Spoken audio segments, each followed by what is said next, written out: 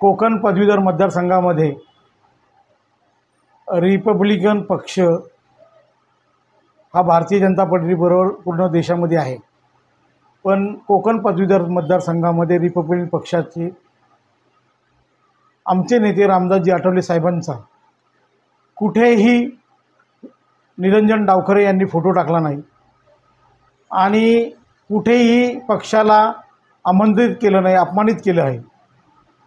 कुठल्याही पक्षाच्या कार्यकर्त्याला या अध्यक्षाला विश्वासात घेतलं नाही।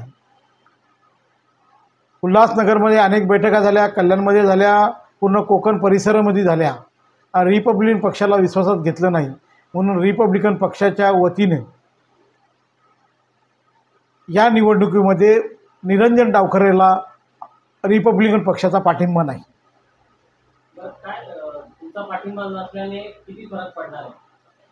2,22,000 मतदान आहे। त्याच्यामध्ये जर तुम्ही सरस अभ्यास केला तर 25 ते 30% मतदार हा एस सी समाजाचा आहे आणि हा बाबासाहेबांच्या विचारधारेला मानणारा वर्ग आहे। इथे कुठलाही बाबासाहेबांच्या विचारधारेला मानणारा जर पक्ष असेल कोकणात सगळ्यात मोठ्या प्रमाणात तर तो आठवले साहेबांचा पक्ष आहे। आठवले साहेबांची संघटक बांधणी आहे।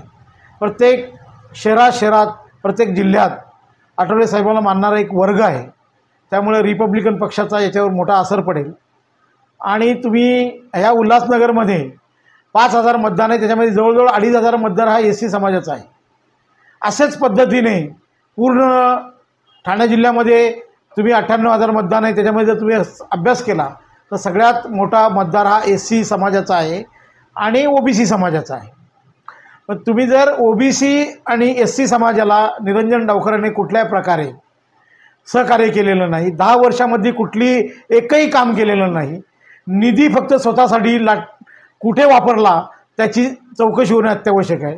कुठल्या समाजाच्या नेत्याला विचारून, कुठल्या एस सी समाजाचा असेल, ओबीसी समाजाचा असेल, कुठल्याही समाजाच्या नेत्याला त्यांनी 1 रुपयाचा निधी कुठं दिलेला नाही, कुठल्या शाळेला दिला नाही, पदवीधरांच्यासाठी कुठे नोकऱ्यांचा प्रश्न उपस्थित केला नाही, कुठे नोकऱ्या मिळतील अशी कुठली भूमिका त्यांनी मांडली नाही। म्हणून फक्त शोभेसाठी स्वतःला आमदारकी पाहिजे आणि या भावनेतून त्यांनी हा सगळा 10 वर्ष केलेला खटाटोप आहे। माझी तमाम ओबीसी बांधवांना आणि माझ्या एस सी समाजाच्या तरुण वर्गाला, पदवीधर मतदाराला विनंती आहे का ह्या माणसाला कुठल्या प्रसंगी येणाऱ्या निवडणुकीमध्ये आपण मदत करू नये। आपली मनधरणी केल्यानंतर आपण परत माघार घेणार का? अजिबात नाही। समाजाची माणसं एकदा सुरुवात केली आली, आम्ही ही जी स्टेप आता 6-5 दिवसावर इलेक्शन आहे, आता माघार घेण्याचा विषयच नाही। उद्या आमच्या वरिष्ठांनी किती दबाव आमच्यावर आणले तरी आम्ही कुठल्या प्रकारे, मी स्वतः या भागामध्ये जिथे जिथे एस सी समाजाचे मतदार माझ्या कॉन्टॅक्टमध्ये आहेत, मी स्वतः मतदाराची नोंदणी जवळजवळ 8,000 ते 10,000 मतदारांची नोंदणी केलेली आहे।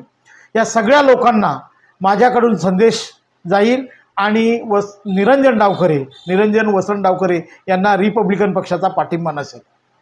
तुमचा महायुतीच्या निरंजन डावखरेंना पाठिंबा नाही याचा अर्थ तुम्ही महाआघाडीच्या रमेश कीर यांना पाठिंबा देताय का? अशी भूमिका नाही। त्याच्या स्पर्धी निवडून येणाऱ्या उमेदवाराला त्यांनी मतं द्यावी। मी कुठल्या उमेदवाराला पाठिंबा अशी माझी भूमिका नाही। फक्त निरंजन डावखरेला पाठिंबा देऊ नये। त्यांनी समाजाची कोणती कामं केली नाही, ना एस सी समाजाची केली, ना ओबीसीची केली, ना कुठल्याही लोकांची कामं त्यांनी प्रामाणिकपणे केलेली नाही। फक्त शोभेसाठी भाजपच्या पुढे जाण्यासाठी काम त्यांनी केली 10 वर्षात केले। पहिले सुरुवातीला राष्ट्रवादीच्या नावाखाली 5 वर्षे भोगली, नंतर भाजपच्या नावाखाली भोगली आणि कुठेही त्यांनी कामं केली नाहीत। म्हणून माझ्या तरुण वर्गांना, पदवीधर मतदारांना विनंती आहे का आपण निरंजन वसंत डावखरे यांना मतदान करू नये। कोणार्क, अपना शहर, अपनी बातें।